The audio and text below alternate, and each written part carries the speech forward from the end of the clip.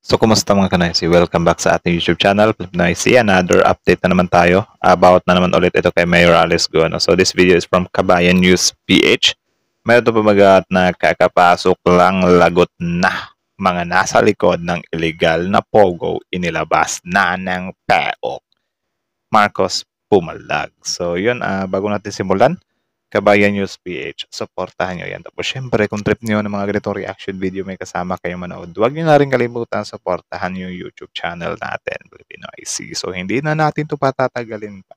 Simulan na natin baka agawin pa ng China. Again, ang title lang video ito, kakapasok lang lagot na mga nasa likod ng illegal na pogo inilabas na ng PAOK. Marcos Pumalag. So nako, grabe, bakit pumalag na? Though alam naman natin kung gaano talaga kagalit ito si President Marcos sa China, no? And syempre, itong mga pogo na to ay nalilink din sila sa mga Chinese. So that's kind of possible. So again, like, comment, share, subscribe.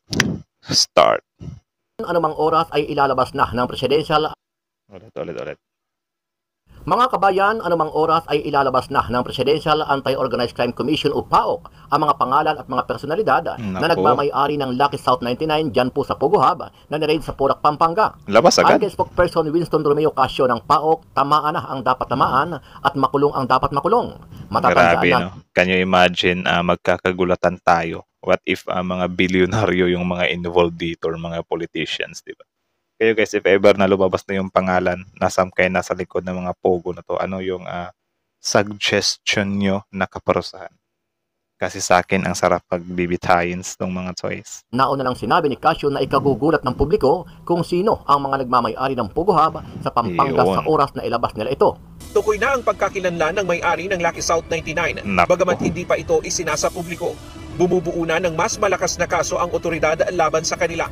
Nakita na po natin kung sino yung mga pangalan. Well, based on the documents that we have obtained from the search as well as the other documents that we have obtained from our partner agencies. As well as, we've also been able to retrieve certain other evidence that would point to... May napansin lang ako ba? I know for sure, napansin nyo rin to, na kapag ka mga mayayaman yung involved, ang hirap pangalanan, Pero kapag ka mga mahirap, pinangalanan agad. Ipopost pa yung mga mukha. Tapos wala na. Yung mayayaman, may pa-press conference pa. Tapos yung mahirap, posas agad. Tarantadi. The so-called beneficial owners. Kasi the owners on paper do not necessarily reflect the actual owners. Sa isang panayam, ito rin ang sinabi ni Undersecretary Gilbert Cruz ng PAOK kung saan ay hawak na nila ang mga dokumento na magpapatunay kung sino ang mga nagmamay-ari at protektor ng dalawang illegal na Pogo Hub sa Babantarlac at Porac, Pampanga. Sa ngayon ho ba sir, ito hong ownership nitong Lucky South 99 Pogo Hub na ito, established na kung sino ang nagpapatakbo talaga nito? Meron na ho ba kayong informasyon doon? Meron na po tayong informasyon at may mga papeles na rin po tayo nakita. But we're still waiting po matapos natin yung ma-search po natin lahat. Hindi po yung admin office nila kung saan po nandun yung mga dokumento nila. Samantalang sinabi naman ni Senator Win Gatchalian na sa kabila ng kanilang panawagan kay Pangulong Bongbong Marcos Jr. na totally iban ang pogo sa buong bansa, ikinatuwa niya ang pagdami ng kapwa niya mga senador at mga kongresista na nakikiisa sa kanilang panawagan. Actually, may marami namang nakikiisa na ngayon kasi dati sobrang laking pagkakamali nila, in-approve nila yung mga pogong yan, siguro takot sila sa administrasyon or sa some kind leader din. Ngayon, yung iba parang nagbago na sila ng pananaw. Kaya nito, si Senator Win Gatchalian, dating bumoto to sa pogo, tapos ngayon naman kinokontra niya na. Pero meron din tayo mga senador din na I think bumoto dati, pinagtatanggol pa rin nila ngayon. Ewan ko kung totoo talaga yung mga nila na kesyo ganyan, sayang daw yung kita or whatsoever. Ewan ko kung katanggap-tanggap ba yun para sa inyo. Pero yun yung stand nila Bahala sila. Kayo na bahala sa election kung pauupuin pa ba natin yung mga yan. Kay Gatchalian, dahil sobrang makapangyarihan ang mga sindikatong namumuno sa mga pogo ay tila naiimpluwensyahan na ang ating mga otoridad at maging ang hudikatura. Ang kutob po dito, hindi lang enforcement agency, pati judiciary, meron na silang mga tao. Dahil kung mapapansin natin itong mga last few warrant of arrest na nangyari, puro sa Bulacan courts No? So siguro alam nila na dito na naman pupunta, nagkaroon na sila ng mga mata at tenga doon sa korte at nalaman na nila. No? Yan nga din yung sabi ng PAOK, 'di ba, na grabe, sinikreto naman namin yung pag-ano ng warrant, pero bakit sumingaw pa rin? So alam na natin, nasa loob, pati I think nasa loob din ng PAOK or meron silang mga informant, 'di ba? Ewan ko, pero hindi, basta something like that. Yun yung revelation ng PAOK na tinago nga daw nila yun, sinikreto nila yung warrant, pero bakit daw sumingaw pa rin? So, again, marunong rin gumalaw itong mga ito para magkaroon ng mga galamay. At ito yung isang ebidensya na meron na silang mga tao sa mga lugar na magbibigay ng tips sa kanila. Samantala kung marami ang mga senador at congressman ang pabor na ipahinto na ang pogo sa buong bansa, taliwas naman ito sa paniniwala ni Senator Amy Marcos na kapatid ng ating Pangulo. Ayon kay Senator Amy, hindi siya sang-ayon na ipahinto ang pogo dahil malaki ang Grabe, nagdi-disagree yung kapatid, men. iaambag nito sa pondo ng ating bansa. Talaga ba? Kaya kung magagawa ng paraan ay ayusin na lang muna. At kung Do you think enough yun na meron nga silang naikukontribute pero sobrang lakas naman ang pang-i-scam nila? 'Di ba? Yun nga, karamihan nga dito, some kaya nagpo-protest na yun na paano natin masasabi na legal nga yung mga yan kadalasan sa mga pogo na yan nagsisimula sa legal hanggang sa nagiging illegal, 'di ba? Tapos nagiging advanced na din yung mga yan, nagiging high-tech or mas na yung nila mga pogos nila mga secured na. Like kung ano ka talaga, tawag diyan. Halimbawa ikaw yung taga-check ng mga pogos nila kung nananatili pa rin silang legal. Of course, napaghandaan na nila 'yan. 'Di ba? Baka gumawa sila ng other pinafront lang nila yung mga legal nila na business, yung mga illegal na hanapan na nila ng paraan. Ano ba yun na nilagay nila dun sa underground or whatsoever. Yun yung isa sa pinaka-problema kung bakit sobrang hirap or meron pa ring risk yung part na magtira tayo ng mga legal. Kasi yun nga, yung mga legal na yan, di natin yan basta-bastang ma-identify or yung mga illegal, di natin sila pwedeng mahuli agad. Bakit ba do you think yung apat na pogo na yun na di ba? Do you think sa pamamayagpag ng mga yan, di ba sabi ng pagcor ba yun, na chine-check nila, nagmo-monitor sila, pero bakit lumulusot pa rin? Of course, tumatalino na din kasi yung mga pogong yan di ba? Ngayon lang talaga na grabe talaga yung way nila ng pag-raid. Kaya nabubuko talaga sila. 'Di ba? Paano yung iba na mukha pa rin silang legal kahit na meron ng ginagawa. 'Di ba? So para patas na lang siguro, tanggalan na ng lahat. sakali naman na hindi kakayanin ay sa kanilang ipasuspinde o totally ipagbawal ang mga ito. Ako, hindi ako tutol sa pogo o sa anumang mapapagkakitaan ng Pilipino. Pero sa kabila nun, hindi naman tama itong mga pangyayari. Pag-aralan natin maigi, alamin natin kung ano yung kailangan baguhin at kung kakayanin. Marami namang ibang pwedeng pagkakitaan yung mga Pilipino. Ituloy. On the other hand, kung lumabas na talagang hindi natin kaya i-regulate, katulad ng nangyari sa Isabong, ihinto na yan sa lalong madaling panahon. Naniniwala din si Senator Amy na posibleng kumakapit ang mga LGU at politiko dito sa mga pogo operators para magamit sa kampanya dahil malapit na naman ang eleksyon. Diba? Ayon pa sa senadora nakalulungkot dahil sa kabila ng pagiging magulo sa pagitan ng mga sindikato at mga politiko, tila hindi lang nasisira ang ating bansa, kundi nagiging kandungan din ng mga kriminal.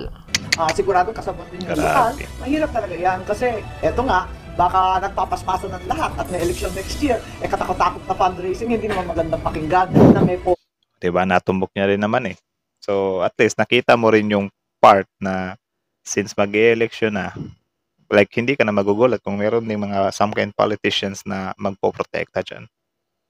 Diba? Kasi yung mga pogo na yan, gagawin din nila yung lahat ng best nila para hindi sila ma-close Kasi malaking kawalan din yun sa kanila. Pogo politicians. Kung ganito kagulo at kung sino-sino na ang pumapasok, nakokorrupt na lahat ng opisyal at lahat ng ahensya ng gobyerno, itigil na muna yan. Itigil muna, isuspend, at nasisira ang magandang pangalan ng Pilipinas, nasisira ang katahimikan dito sa atin, at nagiging kanlungan tayo ng mga kriminal. Hindi naman tama yun. Tama, Ano hindi ang tama masasabi yun. mo dito, kabayan? Sa kabila ng panawagan at pagkakaisa ng mga senador at kongresman upang ipahinto na ang pugo sa buong bansa, Meron bakit ding kaya iba. iba ang pananaw dito ni Senator Amy Marcos kung Nako. saan ay tahimik pa rin sa isyo ang kanyang kapatid na si Pangulong Ferdinand Bongbong Marcos Jr.? So ayun, that's from Kabayan News PH guys. Supportahan nyo yan. Original video link in the description box below. Panoorin nyo yung mga videos niya kung gusto nyo maging updated sa mga usaping ganito. Ano. Tapos yun, about nga doon kay Senator Amy Marcos. Ano, yung opinion niya. Alam niya naman pala na ano na hindi maganda, ay merong hindi magandang idinudulot yung pogong yan. Tapos yun, siguro nag-i-stick pa rin sila sa sayang di umano yung kita, sayang di umano yung kita. Like, sana ano nila yan, timbangin nila na mabuti ba? Okay, kung makita tayo ng 10 billion, pero ilang Pilipino yung nai-scam nila? 'Di ba? Ilan yung tino-torture nila? Ilan yung hinahack nila, 'di ba? 'Yun lang naman. Dapat tingnan natin yung massive bad sides kasi yun yung sisira sa Pilipino, men. Especially yung mga pogo, pinaghihinilaan din sila na meron silang mga hacking which is nakaka-apekto din sila sa national security natin. 5 billion. Ang liit lang ng 5 billion ha. Tapos baka yung kickback nila dyan, 95 billion. So 5% lang tayo sa kinikita nila. Diba? Yan nga, sabi din dito ni Senator Amy na since mag-e-election na, for sure meron ding mga politiko na ayaw talagang anuhin yung mga pogong yan.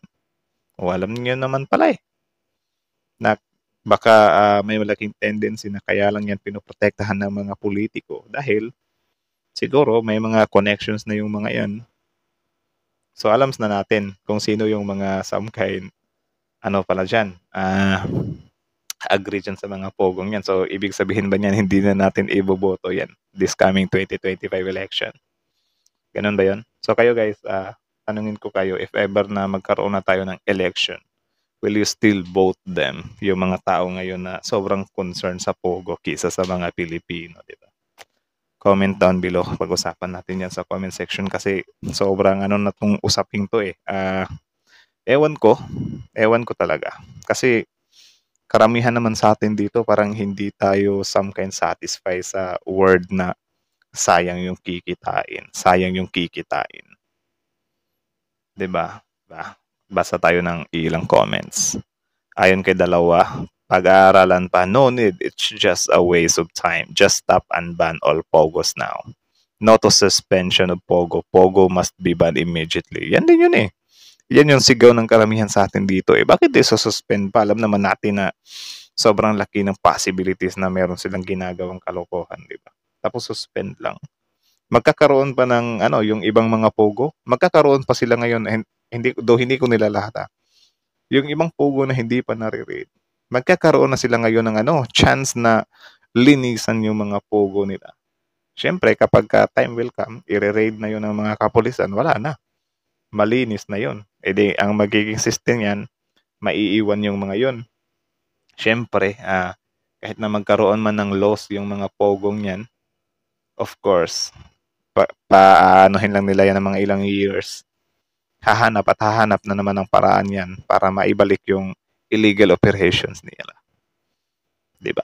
Kasi nasa dugo na nila yan Di naman basta-basta tumitigil yung mga yan. Kaya nga dito sila sa Pilipinas nagbi-business ng ganyan kasi alam nila na dito din, meron din tayong mga nagtatrabaho sa gobyerno dito na natatapalan din ng pera. So, hindi ko nila lahat pero meron talaga yan malabong wala, diba? So, kayo, ano masasabi nyo dito? Comment down below tapos yun pag-usapan natin yan sa comment section. So again, hanggang dito na lang muna. Thank you so much for watching Kabayan News PH. Pilipinas is out.